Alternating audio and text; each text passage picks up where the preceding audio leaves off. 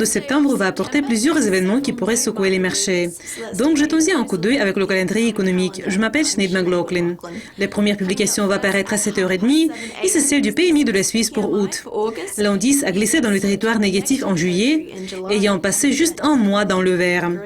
Le rapport sur le travail de l'Allemagne pour août, qui est bien surveillé, va suivre à 7h55. En juillet, le rapport a surpris à la baisse, comme le taux de chômage a progressé pour le deuxième mois consécutif.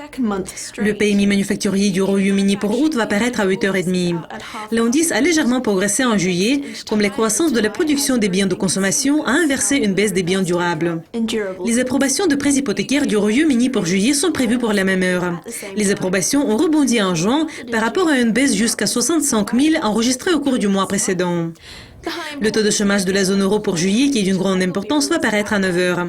Le taux était constamment à un haut niveau de 11,1% pendant 3 derniers mois. Les publications suivantes vont paraître à 12h30 GMT et c'est celle du PIB du Canada pour juin qui est bien surveillée.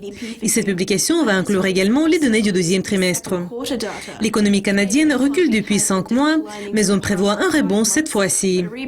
Le PMI manufacturier du Canada pour août va suivre une heure plus tard. L'indice a perdu un demi-point en juillet, ayant progressé jusqu'à son plus haut sur 6 mois enregistré au cours du mois précédent. Le PMI manufacturier ISM des États-Unis pour août, qui est bien surveillé, va paraître à 14h. L'indice a glissé jusqu'à son plus bas sur 3 mois en juillet. Comme les nouvelles commandes, c'était le seul sous-secteur qui a montré la croissance. Les dépenses de construction des États-Unis pour juillet seront disponibles à la même heure. Les dépenses ont connu une légère croissance en juin, suivant un gain meilleur que prévu de 1,8% enregistré au cours du mois précédent. Et la dernière publication va paraître à 1h30 et c'est celle du PIB du deuxième trimestre de l'Australie.